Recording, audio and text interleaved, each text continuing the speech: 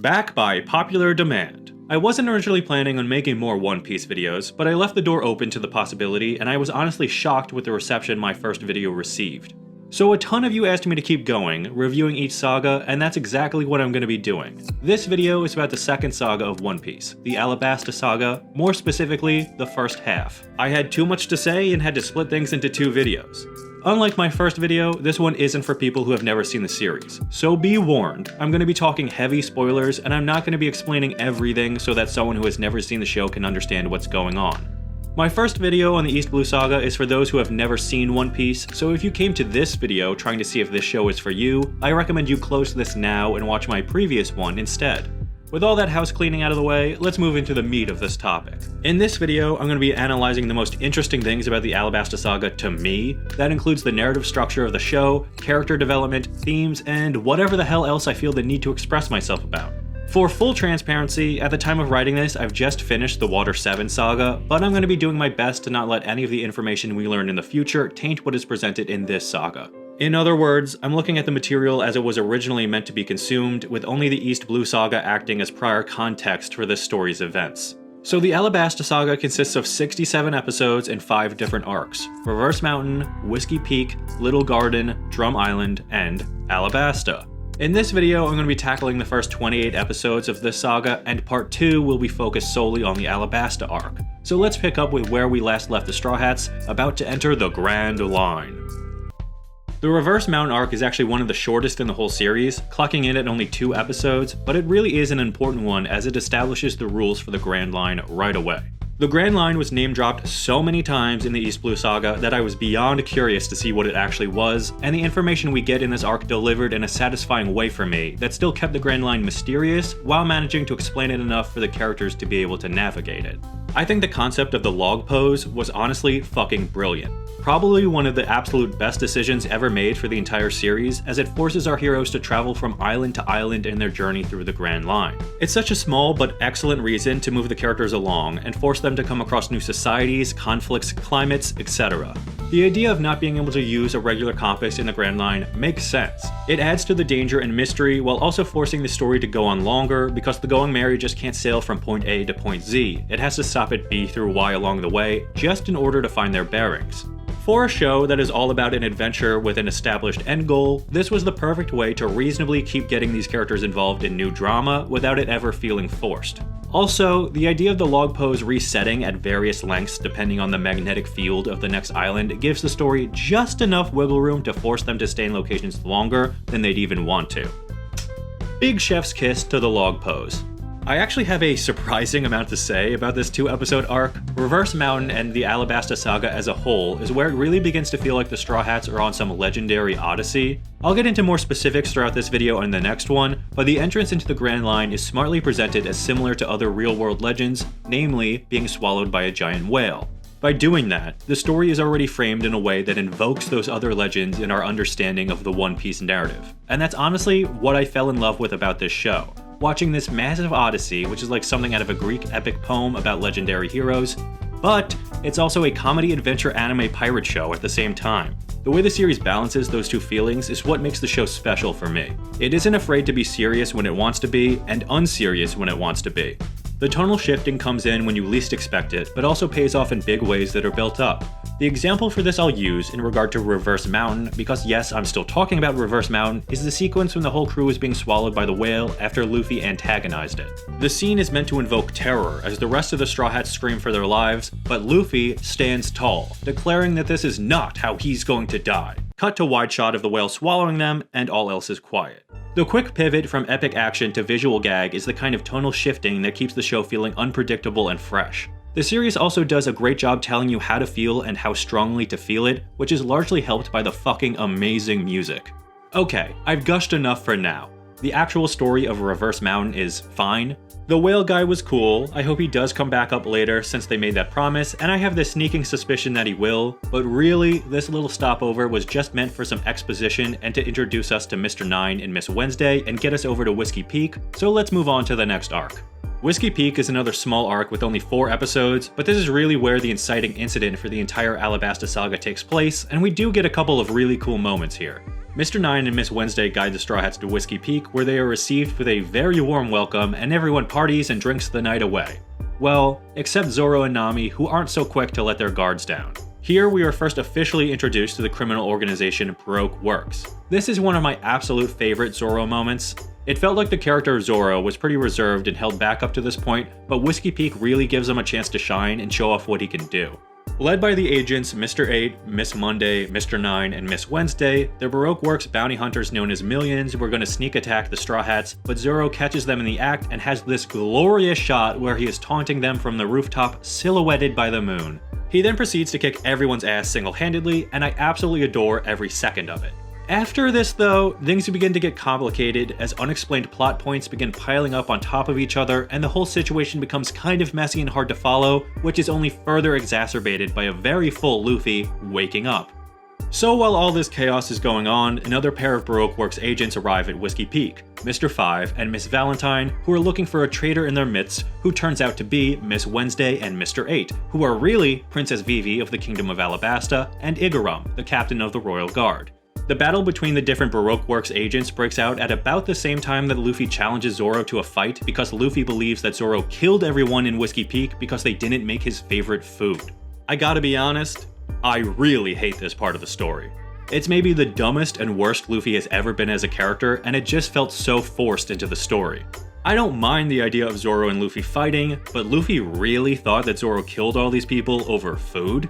Zoro has been with Luffy since the beginning, and Luffy doesn't even give him the benefit of the doubt. He just goes full rage mode and is trying to beat the piss out of Zoro without hearing him out at all. It really didn't fit the characters in the situation and felt like there was either an editorial mandate to force Luffy and Zoro to fight to bump up sales, or Oda succumbed to some fan demands about who would win in a fight. The whole scene played out very much like, let's just make my two action figures fight for a moment, and I personally really wanted it to end before it even got started. And obviously, it ends without a clear winner, which made the whole thing even more pointless. I get that people watch the show for action and fights, but for me, there needs to be a narrative around the action to get me invested, and the narrative around this fight was so lazy and dumb that it actually made me really angry at the character of Luffy and really frustrated that Zoro wouldn't speak up and explain himself. Some people might like this, I don't know, but I thought it was stinky. Anyway, during this crazy mess, Nami agrees to bring Vivi to Alabasta Kingdom for 1 billion berries. Once Luffy and Zoro easily take out Mr. 5 and Miss Valentine, Nami slaps them to stop their fight, something I also would have liked to do. Then we get the backstory on Vivi. You all likely know the drill, but just as a refresher, the Kingdom of Alabasta is in ruin and in a state of civil war. Vivi has discovered that this is all due to the planning of the leader of Baroque Works known as Mr. Zero, but Vivi has learned that his true identity is Crocodile, one of the 7 warlords of the sea. When she shares this info, the cartoonish and confusing pair of Baroque Works spies known as Mr. 13 and Miss Friday overhear her and add Luffy, Nami, and Zoro to their Baroque Works hit list. So now the Straw Hats are going to be hunted down by Baroque Works anyway, so they really don't have much of a choice but to help Vivi. All of this backstory will be fleshed out later on in the saga, because they honestly really hit you with a lot here in Whiskey Peak. Keep in mind, everything I've said is over the course of just 4 episodes. But, to wrap things up, Igaram disguises himself as Vivi to act as a decoy, but then his ship blows up and we have the arrival of Miss All Sunday. I absolutely love this design for her. The cowboy hat and riding a giant turtle, so good. Anyway, so Miss All Sunday shows up and pretty much confuses everyone. They can't tell whose side she's on, but she offers them some guidance, which Luffy promptly shatters, and there we have it. The next stop is Little Garden. Overall, I think Whiskey Peak managed to be a good inciting incident arc looking back at it, but during a first watch, the entire thing is extraordinarily confusing, and the pacing is kind of all over the place. I always love seeing the Straw Hats party, and I think Nami and Zoro keeping their guard up is great for their characters. Zoro taking on the entire town is an excellent sequence, which is kind of ruined right after by having to fight a fat, dumb, and angry Luffy. The introduction of Baroque Works gives the Straw Hats an organization to go up against other than the Marines, which is exciting, and the mystery of Miss All Sunday and the tragic death of Igaram help to deliver on the importance of the Straw Hats' actions going forward. They've stumbled into something that is going to shape the fate of a nation and impact the world. Although it may not seem it at first, Little Garden is a vital arc in this saga for 2 reasons. The first being its setup for the confrontation in Alabasta later, and the second being the impact that it has on the character of Usopp. I know I said earlier that I was going to try and leave my future knowledge out of this discussion, and I shall, but it's clear within this arc that the 2 giants that the Straw Hats meet are a big, get it, influence on Usopp. Does this impact the story later? Yes, But that's just character development, baby, and this is the starting point for it, which changes him as a person from this point forward. The Little Garden arc is 8 episodes in the anime and covers the story of Brogy and Dory, 2 giants locked in a duel for the last 100 years while Baroque Works is in pursuit of the Straw Hats. The Straw Hats arrive at Little Garden and wait for their log post to reset. Of course, everyone goes out adventuring, and here we get our first real taste for the argumentative relationship between Sanji and Zoro, which I absolutely love. The characters haven't had too much interaction up to this point, and the idea to make them constantly bickering was a really fun one for the 2 tough guys of the group. They both go off to see who can hunt the biggest animal for dinner. Meanwhile, Luffy and Vivi meet a giant warrior from Elbaf called Dory, and Nami and Usopp are taken by another giant named Brogy. The different pairs talk to the giants and learn more about them and the island. Usopp in particular is extremely fascinated by the warrior's code of the Elbaf giants, and it further inspires Usopp to pursue his dream of becoming a great warrior of the sea. When the volcano on Little Garden bursts, Dory and Brogy go off to fight to the death as they have been doing for 100 years for a reason that both of them have forgotten. However, this time, Dory has suffered internal injuries caused by Baroque Works sabotaging the beer the Straw Hats gave him, and he attacks Luffy, who is able to fight back pretty effectively, giving us all a look at just how powerful he is. Dory then manages to pin Luffy under a rock and decides to continue his duel anyway, despite his injuries, as that is the way of the warriors of Elbaf. Meanwhile, the newly introduced Baroque Works agents, Mr. 3 and Miss Golden Week, make their move against the Straw Hats alongside Mr. 5 and Miss Valentine, who followed them to Little Garden, and I have to stop. I'm not sure if this is a translation thing or not, but what the hell is up with the naming for the female agents? The men are named after numbers, and the women started out being named after days, then holidays, then Miss All Sunday is like some weird addition that doesn't quite fit, and now Miss Golden Week, and down the line there is Miss Merry Christmas and Miss Doublefinger? Like, what the hell? I looked up the explanation for Doublefinger, cause that really didn't make any sense, and Oda gives some weird ass explanation about that being how he refers to January 1st, but like, come on. No one made you have this day theme for these agents, and you honestly didn't even box yourself into a corner since neither Tuesday, Thursday, nor Saturday ever show up in the series.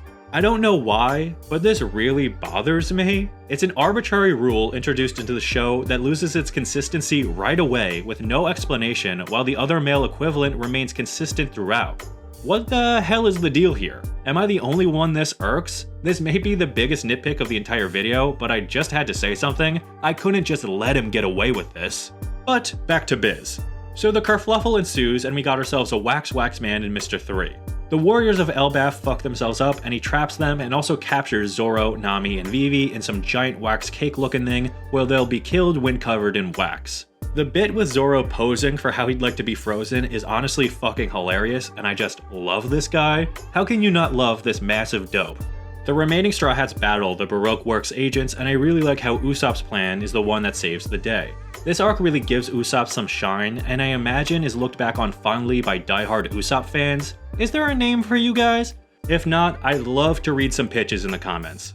Anyway, things get squared away with this whole mess, and Sanji so happens to be in the right place at the right time, which is something he tends to do often, and he gets on a transponder snail with Crocodile, who thinks he's Mr. 3, and informs the warlord that the Straw Hats have been taken care of. Overall, the Little Garden arc is a fun stopover. I don't think it's necessary in regards to the story for this saga, but I do think it's important in regards to building up the relationship between the different characters. I like that Vivi is with the crew for this whole saga across these smaller arcs because it gives her time to actually get to know the crew, and she feels more like a character the audience has gotten to know as well.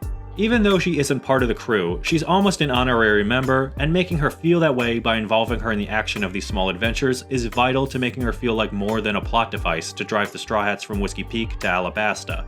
In order for the saga to work, the viewer needs to feel for Vivi, and her inclusion in these arcs and her contributions to the different insane situations they get in definitely help to build her up beyond just a girl they have to deliver. Now that that's over, let's boogie over to Drum Island and meet ourselves a little reindeer. I actually don't have too much to say about this arc, so I'm going to keep things kind of brief. The big takeaway from Drum Island is the introduction of Tony Chopper, a reindeer who ate a human devil fruit and is also a trained doctor. This is the first introduction to a new crew member arc the series has done since Baratier, and it does kind of feel like a real detour from the main story. I do like this arc, and on its own, I think it's pretty solid, and Chopper does get a heartwarming backstory and intro here, and I also love the winter setting. It's a nice, refreshing visual compared to the series' typically tropical vibes up to this point. But this arc also kinda stops the overall narrative in its tracks. The arc has nothing to do with Baroque Works, Vivi, or Alabasta. It's just a little side adventure, which is fine, but I think it does overstay its welcome a bit with 14 episodes. I do have a couple of problems with this arc. It's a lot of just wandering through the snow to get from one place to another, and the crew is largely split up for most of it. Zoro is off doing his own thing, Nami is unconscious from her illness, Usopp and Vivi are just chilling with Dalton, and Sanji and Luffy are journeying to find a doctor. I'm not crazy about the pacing of this arc at all, but I really don't have anything against the characters or story. I don't think anyone is written poorly, I just think the story feels a little off to me. It's hard for me to place, but at the end of the day, it just kind of feels like nothing really happened in this arc, and it's just one long, dragged out doctor's visit. Chopper is great, and I already liked his vibe when he was introduced. Dalton is cool, if a little bland, and I think I wanted more from Dr. Kureha, if I'm being honest. I thought the idea of her being a witch was more interesting than her just being a doctor. I honestly can't tell if she does have some other dark art shit going on or not though. There are some things hinted at, and I would have really liked to see her fleshed out a bit more. Although, I think my biggest problem with this arc is how uninteresting the primary antagonist is. Wapol just didn't do it for me. He was too annoying without ever really being funny, and I think he may be the worst antagonist in the series up to this point. His Munch Munch fruit powers were interesting, but got pretty stale after a while. He's just a big fat jerk who hoards doctors and is obnoxious. Nothing really to latch onto there, so whenever he was causing trouble, I just hoped it would end as soon as it began. He certainly overstayed his welcome for me. He was tied in well with Dalton and Chopper's backstories, and he was a fun presence when the Straw Hats met him at sea, but all of his actions on Drum Island in the present day were just bland.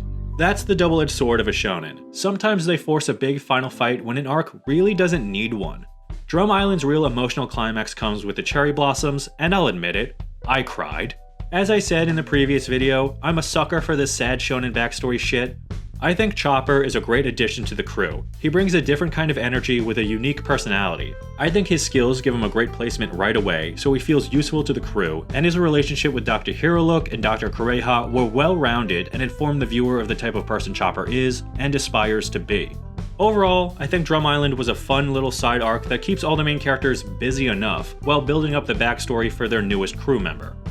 I'm gonna bring the video to an end here. If you feel gypped, don't worry, I have a metric fuckton more to say in the next video. To be quite frank with all of you, I wrote the script for this video and part 2 as one big script and just split it up to make it easier to watch, so really, if you want my full thoughts on the Alabasta Saga as a whole, not just the Alabasta arc, then I still highly recommend you tune into part 2, which should be dropping next week.